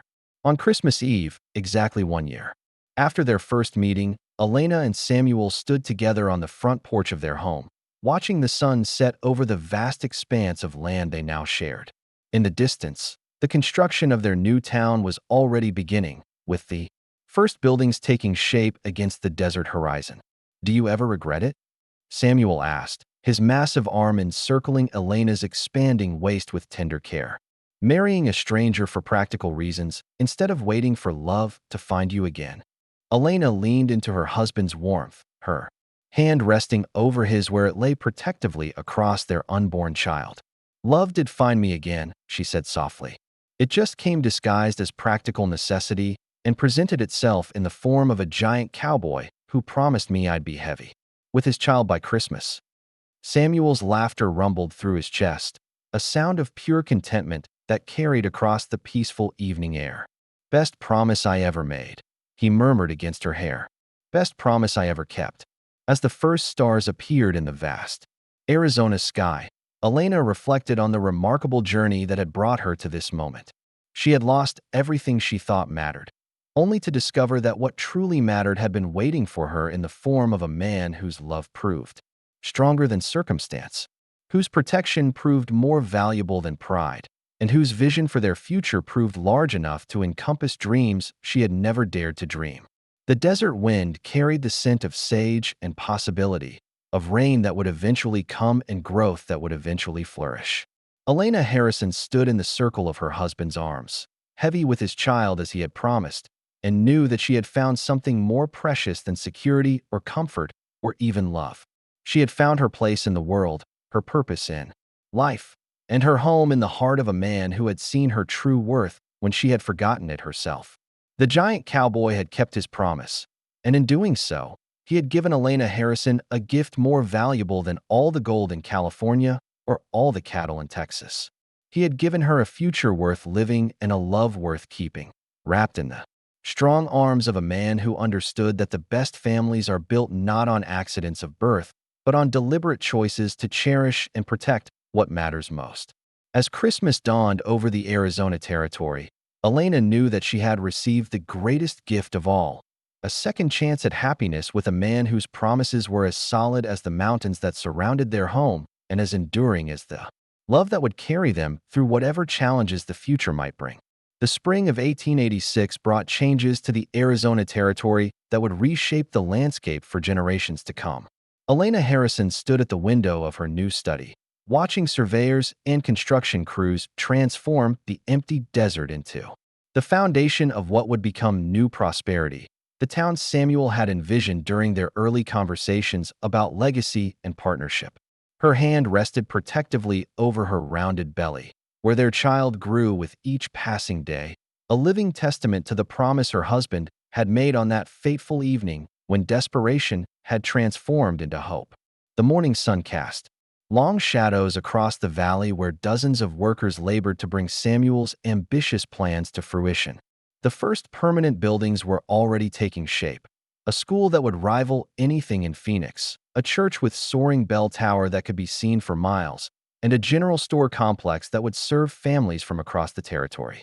Elena had insisted on the school being completed first, understanding that education would be the cornerstone of any lasting community. Samuel emerged from the main house, his imposing figure unmistakable even among the crowd of workers. He moved among the construction sites with the easy authority of a man accustomed to commanding large projects, but Elena noticed the way he paused to listen to suggestions from the craftsmen, incorporating their expertise into his grand design. This willingness to learn from others, to value practical knowledge alongside visionary planning, was one of the qualities that had made her fall genuinely in love with the man she had married for convenience. The relationship between Elena and Samuel had evolved far beyond the practical arrangement they had originally negotiated. What had begun as mutual respect and compatible minds had deepened into the kind of partnership that made each stronger than they could have been alone. Samuel valued Elena's insights into human nature and community dynamics, while Elena had discovered that her husband's intellectual curiosity matched her own, creating conversations that could stretch late into the evening as they debated everything, from philosophy to practical engineering. Dr. James Mitchell arrived at the ranch house as Elena was finishing her morning correspondence, his medical bag in hand and his expression carrying the professional satisfaction of a physician who had delivered his share of healthy babies. Elena had grown to appreciate the doctor's straightforward manner and his willingness to treat her as an intelligent patient rather than a delicate ornament who needed to be protected from medical realities. "Mrs. Harrison," Dr. Mitchell said, settling into the comfortable chair Elena had arranged for his weekly visits. "You're progressing exactly as we hoped. The baby is growing well, and your own health continues to be excellent. At this rate, I'd estimate you have about 6 weeks remaining before delivery." Elena felt a flutter of anticipation mixed with nervousness at the confirmation that her time was approaching. The thought of holding her child, of seeing Samuel's face when he first met their son or daughter, filled her with a joy that seemed to expand beyond the confines of her physical body. "Dr. Mitchell," Elena said, voicing a concern that had been growing in her mind, "I've heard stories about childbirth difficulties, especially for women who have never given birth before. Is there anything I should be particularly concerned about?" The doctor's expression grew serious but reassuring. "Mrs. Harrison, while childbirth always carries some risk, you're young, healthy, and have been receiving excellent prenatal care. Your husband has also arranged for Mrs. Guadalupe Morales to assist with the delivery. She's the most experienced midwife in the territory and together we'll ensure that both you and your baby receive the best possible care. Elena knew of Mrs. Morales by reputation, a woman whose skill in delivering babies was legendary throughout the region. The knowledge that Samuel had secured her services months in advance was typical of his thorough approach to protecting what he valued most. After Dr. Mitchell's departure, Elena found herself walking through the rooms of the house that had become truly home in ways she had never expected. The master bedroom, which she and Samuel now shared, were evidence of their merged lives. His books on philosophy and engineering alongside her novels and poetry, his chest set positioned where they could play evening games, and the cradle he had commissioned from the territory's finest craftsmen waiting in the corner for their child's arrival. The transformation of their physical relationship had been as gradual and natural as the deepening of their emotional connection. Samuel had never pressed for intimacy beyond what Elena was ready to offer, but neither had he hidden his growing desire for the intelligent, spirited woman who shared his bed. When Elena had finally come to him freely, driven by her own awakening passion rather than duty or obligation, their union had been everything she had hoped marriage could be: tender and passionate, respectful and thrilling, a meeting of equals who chose to surrender to vulnerability because they trusted completely in their partner's care. Rosa appeared in the bedroom doorway, her face glowing with the satisfaction of a woman whose matchmaking instincts had proven spectacularly correct.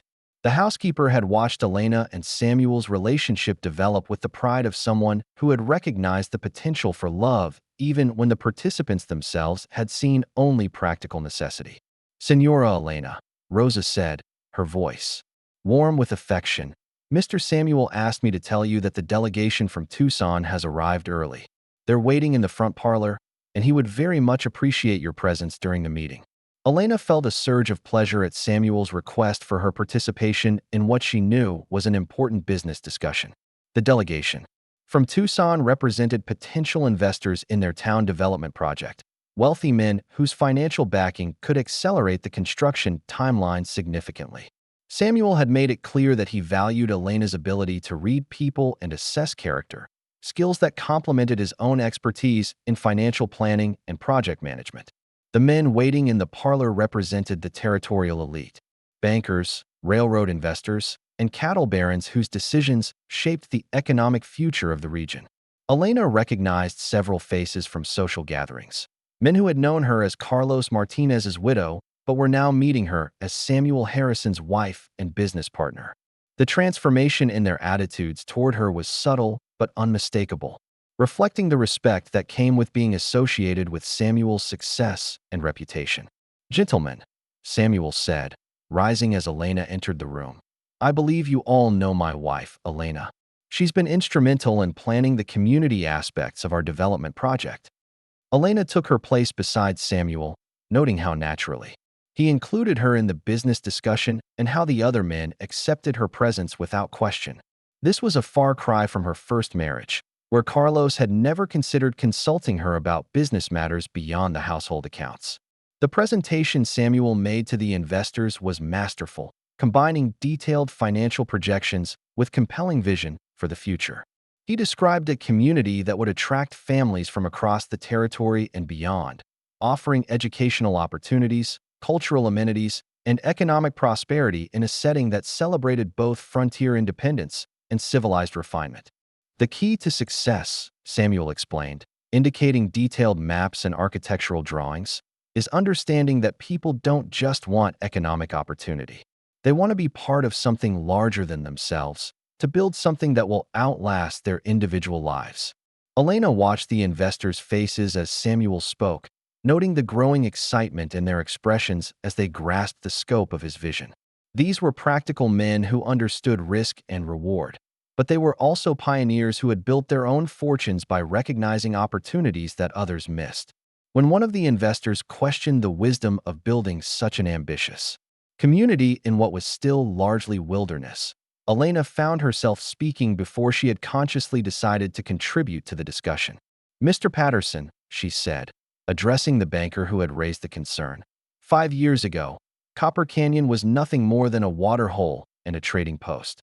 Today it supports 300 families and serves as a commercial center for the entire region. Growth follows vision, and vision becomes reality when it's backed by people willing to invest in the future rather than simply preserving the past. The silence that followed Elena's words was filled with the kind of respectful attention that indicated her argument had struck home.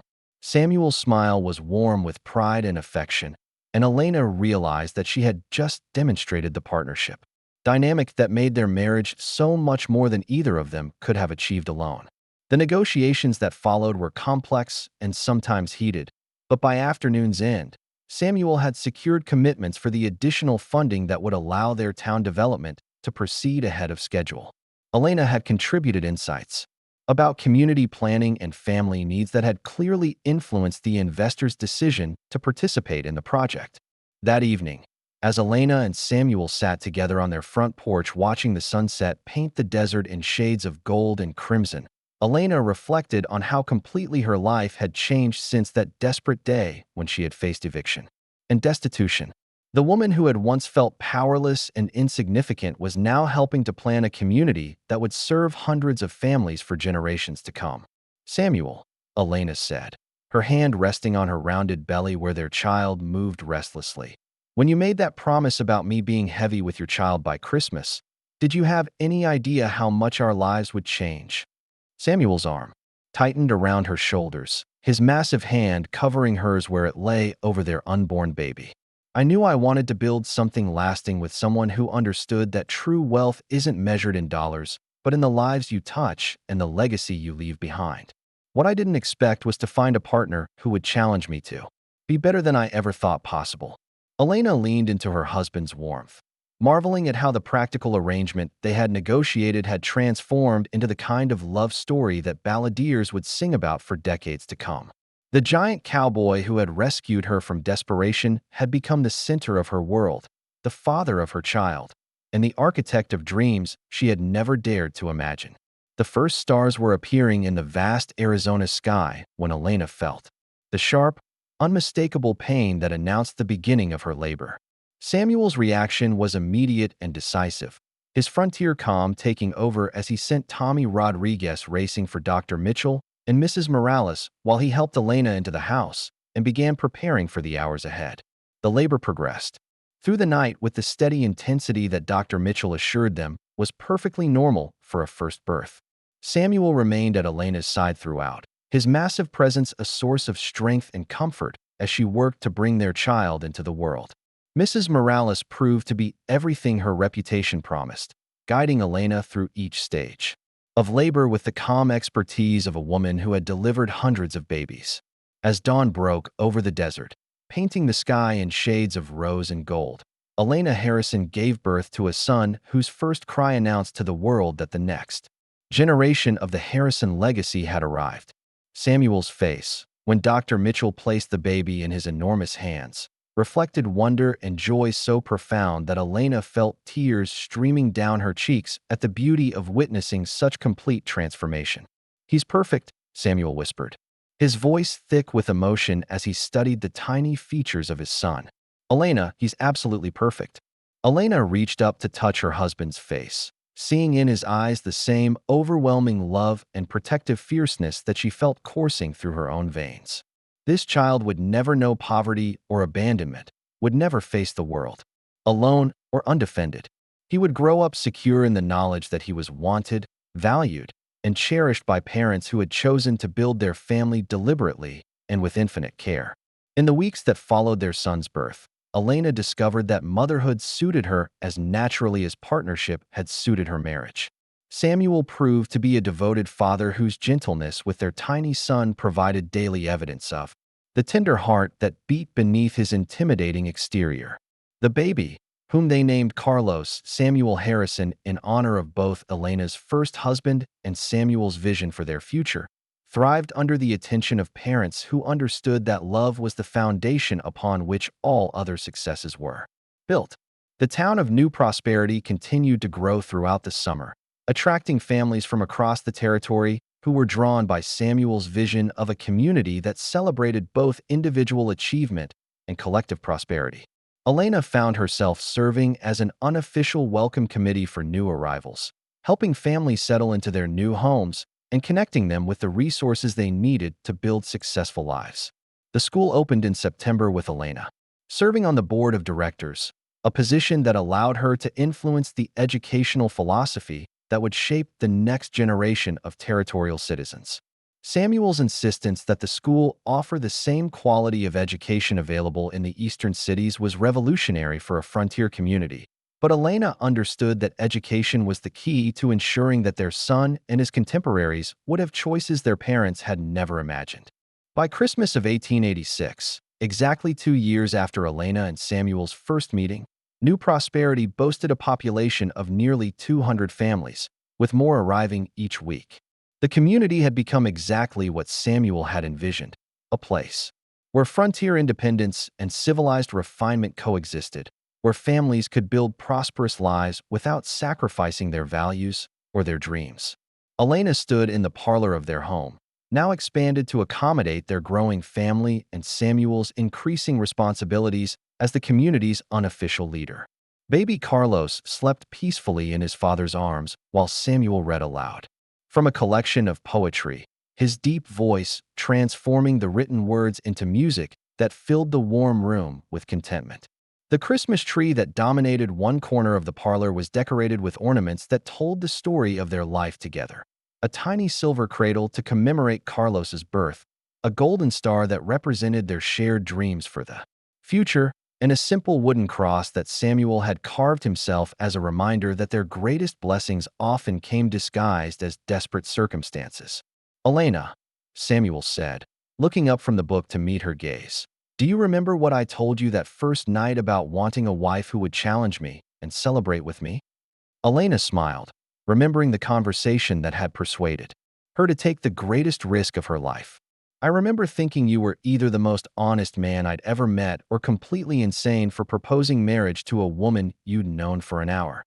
Samuel's laughter filled the room, a sound of pure joy that had become the soundtrack of their life together. "Best hour I ever spent," he said, shifting baby Carlos to one arm so he could reach for Elena's hand. "Best risk I ever took."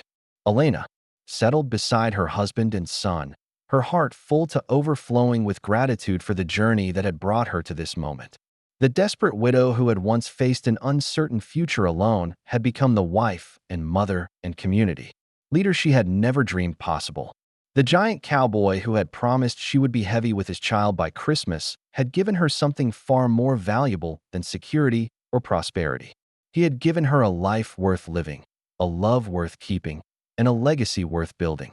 In the glow of the Christmas tree lights, surrounded by the warmth of her family's love, Elena Harrison knew that some promises were worth more than gold, and some risks led to rewards beyond imagination. The desert wind that had once carried the scent of desperation now brought the promise of spring rain and new growth. Elena had learned that the best gifts often came wrapped in the darkest moments, that the strongest families were built on deliberate choices rather than accident, and that love was not something that happened to you, but something you chose to create through daily acts of courage and commitment. As baby Carlos stirred in his father's arms, Elena reached out to touch the soft cheek of the child who represented their shared future, their combined dreams, and their eternal commitment to building something beautiful from the raw materials of hope and determination. The giant cowboy had kept his promise, and in doing so, he had taught Elena that the most important promises were not the ones you made to others, but the ones you made to yourself about the kind of life you were willing to fight for and the kind of love you were brave enough to trust. 5 years had passed since that fateful Christmas Eve when Elena Martinez first encountered the giant cowboy who would transform her destiny, and the Arizona territory bore little resemblance to the harsh frontier that had once threatened to swallow her whole.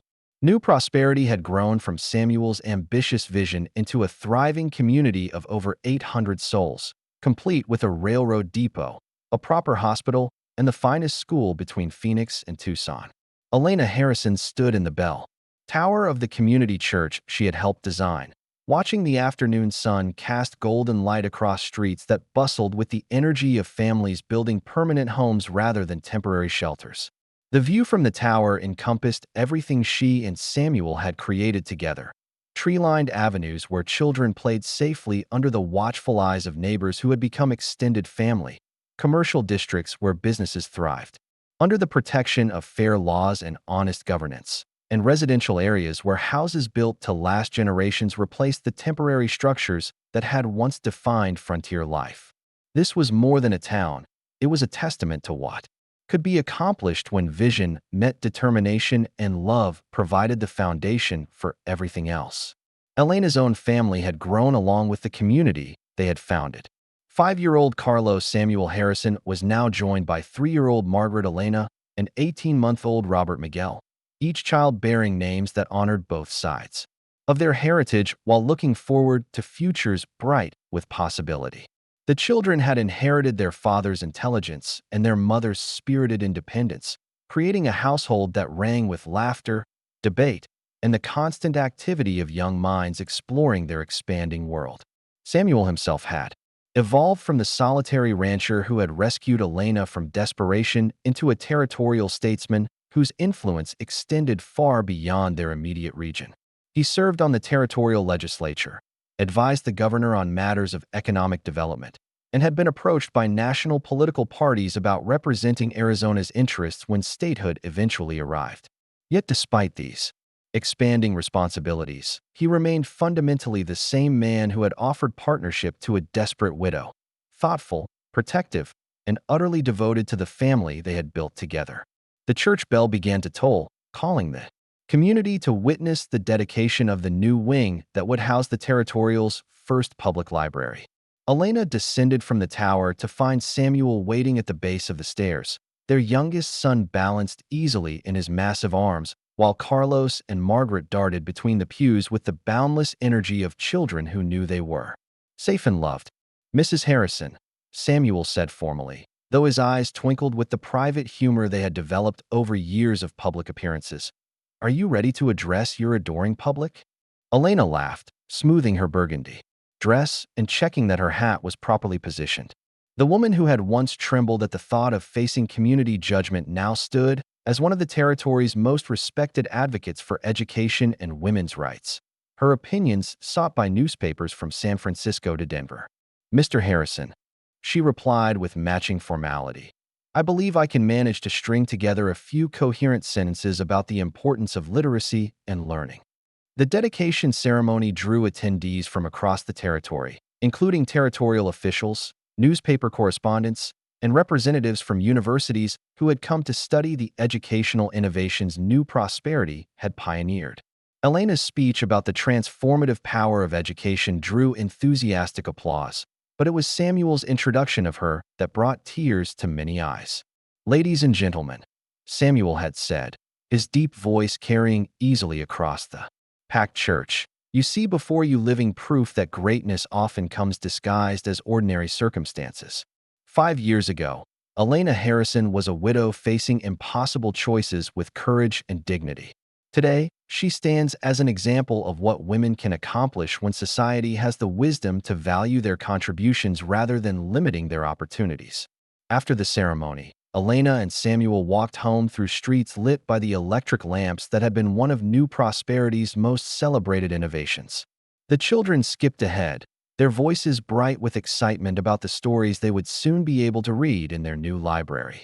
Elena felt the deep satisfaction that came from witnessing dreams transformed into reality through persistent effort and unwavering faith in the future. "Samuel," Elena said as they paused on their front porch to watch the stars emerge in the vast desert sky, "do you ever miss the simplicity of those early days when it was just the two of us trying to figure out how to be married?" Samuel's arms circled her waist with the automatic tenderness that had developed between them over years of shared joys and challenges. "I miss the novelty of discovering you," he admitted. "But I wouldn't trade the deeper knowledge we have now for anything. Marriage is like building a town, Elena. The foundation has to be solid, but the real beauty comes from all the additions and improvements you make over time." Elena leaned into her husband's warmth, marveling at how completely their lives had intertwined. They had become not just lovers and parents, but true partners in every sense, each making the other stronger and more capable than they could have been alone. Their marriage had become the kind of relationship that inspired others, proof that love could grow from the most practical beginnings into something that transcended ordinary human connection. The sound of approaching hoofbeats interrupted their quiet moment, and they turned to see Tommy Rodriguez riding toward the house with the urgency that indicated important news. Elena felt a familiar flutter of concern, understanding that Samuel's prominence in territorial affairs sometimes brought responsibilities that took him away from the family life they treasured. "Boss," Tommy called as he dismounted, "telegram. From the territorial capital. Governor Murphy wants to see you in Phoenix as soon as possible. Something about statehood preparations and your potential appointment to the Constitutional Convention." Elena felt her pulse quicken with excitement and apprehension. Arizona's path to statehood had been a subject of discussion for years, but recent developments suggested that the process was finally gaining momentum.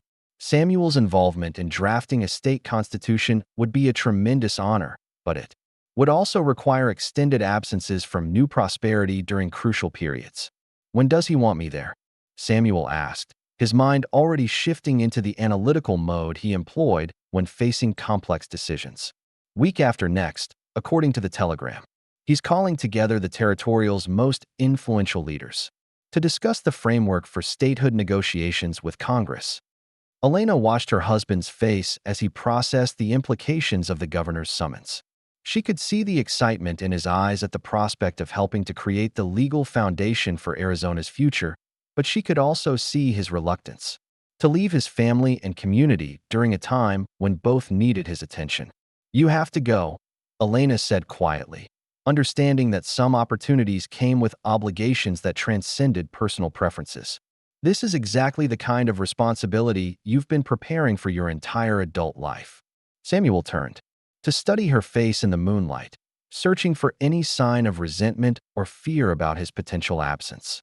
What he found instead was the same supportive strength that had convinced him to trust her with his dreams and his heart 5 years earlier. "The children will miss you," Elena continued, "and I'll miss you terribly. But we'll manage because we know you're doing work that will benefit not just our family, but everyone who calls Arizona home." Samuel's response was a kiss that conveyed gratitude, love, and the deep appreciation he felt for a wife who understood that true partnerships sometimes required individual sacrifices for collective benefit. Elena had learned to see beyond her immediate desires to the larger patterns that shaped their lives, understanding that Samuel's public service was an extension of the same visionary thinking that had created their community and their family. The weeks of Samuel's absence in Phoenix tested Elena's independence in ways she hadn't experienced since their early marriage. Managing 3 young children while overseeing her own responsibilities in community governance required every ounce of organizational skill and personal energy she possessed. But she also discovered reserves of strength and capability that surprised even her, finding that the partnership she had built with Samuel had made her more confident and effective rather than dependent on his presence. Letters from Phoenix arrived regularly, filled with Samuel's detailed descriptions of the Constitutional Convention proceedings and his growing excitement about Arizona's prospects for statehood. Elena shared these letters with the community during town meetings, understanding that the residents of New Prosperity had a personal stake in the political developments that would determine their territorial future. When Samuel finally returned, after 6 weeks in the territorial capital, he brought news that would reshape their understanding of their own significance in Arizona's development. The Constitutional Convention had not only proceeded smoothly, but had resulted in a document that drew heavily on the governmental innovations New Prosperity had pioneered in areas ranging from public education to women's legal rights. "Elena," Samuel said as they sat together in their private study after the children had been put to bed, "you need to understand what we've accomplished here. The Constitution we drafted includes provisions for universal public education, legal protections for family property rights, and recognition of women's capacity to participate in community governance. All of these innovations were based on what we've proven works right here in New Prosperity." Elena felt a profound sense of satisfaction at the realization that their community had become a model for the entire future state. The educational system she had helped design, the legal protections Samuel had implemented, and the collaborative approach to governance they had developed together were now being written into the fundamental law that would govern Arizona for generations. "There's something else," Samuel continued, his voice carrying a mixture of pride and nervousness that suggested he was about to share news of particular significance. "Governor Murphy has asked me to serve as Arizona's first representative to Congress when statehood is approved. The position would require us to spend part of each year in Washington, but it would also give us the opportunity to influence federal policy in ways that could benefit the entire Southwest." Elena felt her breath catch as she grasped the magnitude of what Samuel was proposing. Congressional service would represent the culmination of his political development, the ultimate validation of the vision and leadership skills he had demonstrated in building their community. But it would also require adjustments to their family life that would challenge them in entirely new ways. "What do you think?" Samuel asked, his dark eyes searching her face for any sign of her reaction to this unexpected opportunity. Elena was quiet for a long moment, considering not just the immediate implications of congressional service, but the long-term trajectory it would create for their family's future. Their children would grow up with unprecedented opportunities for education and social advancement, but they would also bear the responsibilities that came with being part of a politically prominent family. "I think," Elena said slowly, "that 5 years ago I was a desperate widow who thought her life was over. Tonight, I'm sitting in my own home, surrounded by the family I love, discussing whether my husband should represent our future state in the United States Congress." She paused, smiling at the remarkable distance they had traveled together. "I think we should accept whatever challenges God chooses to send us, because we've proven we can handle anything as long as we face it together." Samuel's response was to pull Elena into his arms with the fierce tenderness that had characterized their relationship from its earliest days. They held each other in the lamplight of their study, surrounded by the books and maps and documents that told the story of their shared ambitions, understanding that they were about to embark on another chapter of the adventure that had begun with a desperate proposal on a cold desert evening. The future stretched before them bright with possibilities they were only beginning to imagine. Elena Harrison, who had once thought her story was ending, now understood that she and Samuel were writing the opening chapters of a legacy that would influence their region for decades to come. The giant cowboy who had promised she would be heavy with his child by Christmas had given her something far more valuable than security or comfort. He had given her a partnership that transformed every challenge into an opportunity, every setback into a chance for growth, and every dream into an achievable goal. Their marriage had become the foundation for everything else they had accomplished, proof that the strongest structures were built on bedrock of mutual respect, shared vision, and love that grew deeper with each passing season. As they prepared for bed in the master bedroom they had shared for years, Elena reflected on the extraordinary journey that had brought them to this moment of new beginnings disguised as familiar routines. Tomorrow would bring fresh challenges and unexpected opportunities.